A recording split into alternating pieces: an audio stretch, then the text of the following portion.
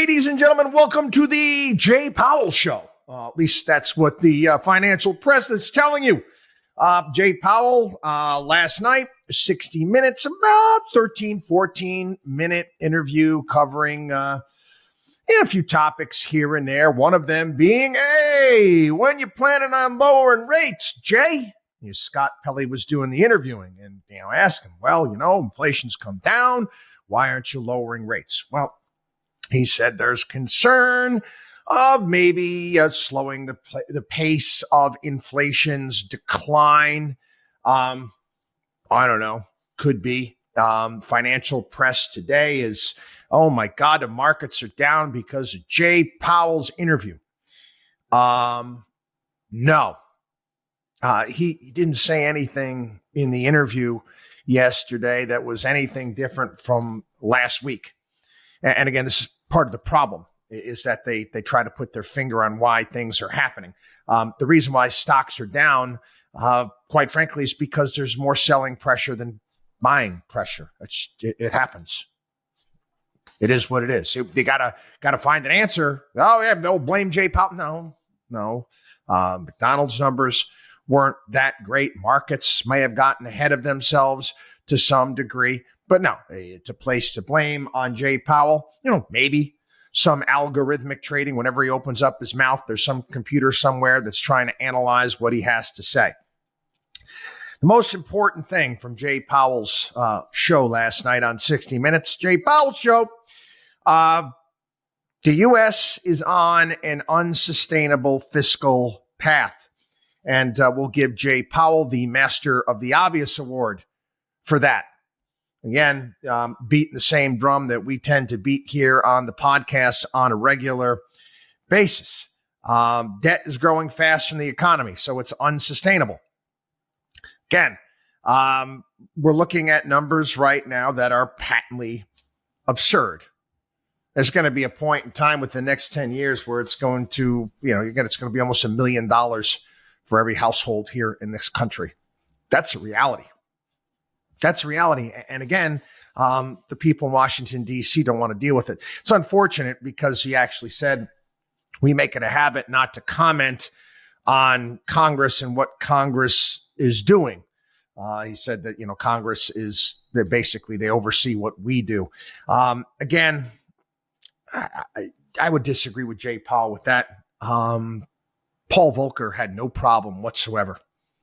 No problem whatsoever going after government and government spending. That's what we need now. You're the chairman of the Federal Reserve. You got 2 years left on his term. Donald Trump interviewed with Maria Bartiromo, said that he's probably not going to keep him on. Thinks that Jay Powell's going to lower rates because it's political. Come on, I don't know.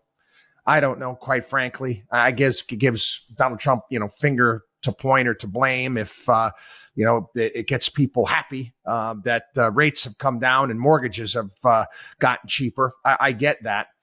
But,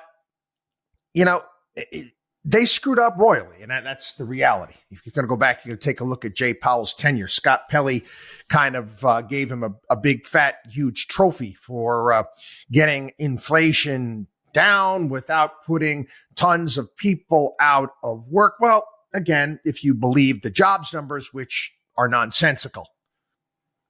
They're nonsensical. Again, I think I covered this last week. Do you know that the hourly work week right now is at the lows of COVID? We're at the same level. That's how few hours people are working a week. That sounds like a vibrant jobs market. Every single time I turn around, another company's laying off 10% of their workforce.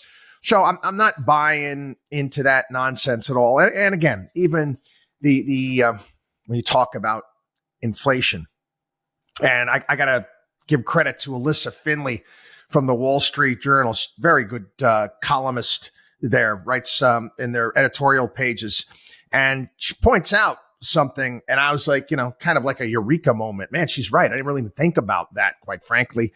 She talks about shrinkflation, and I'm not just talking about the size of, less potato chips in the bag at the grocery store.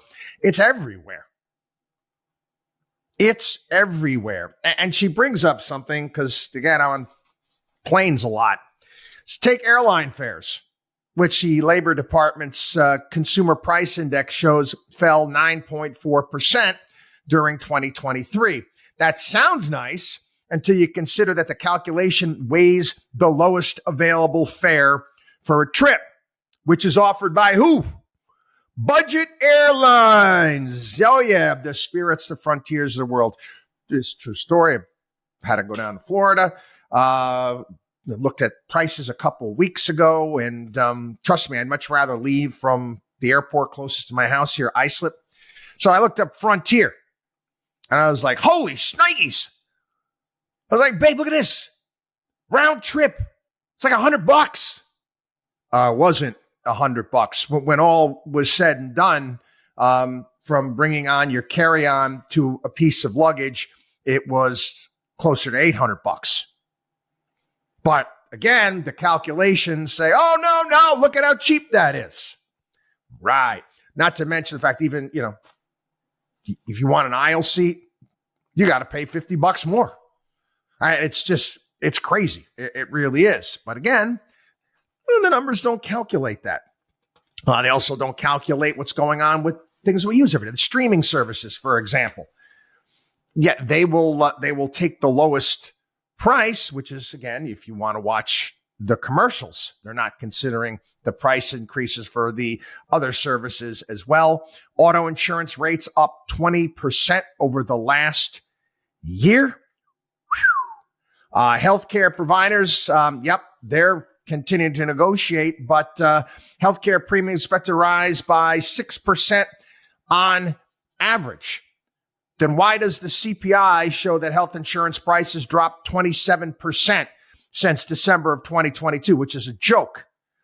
They calculate health insurance inflation using some method that relies on retained insurer earnings as a proxy for prices. Again, nonsensical. And this is the problem, is what people are paying for every day. I call it the bare necessities when it comes to inflation.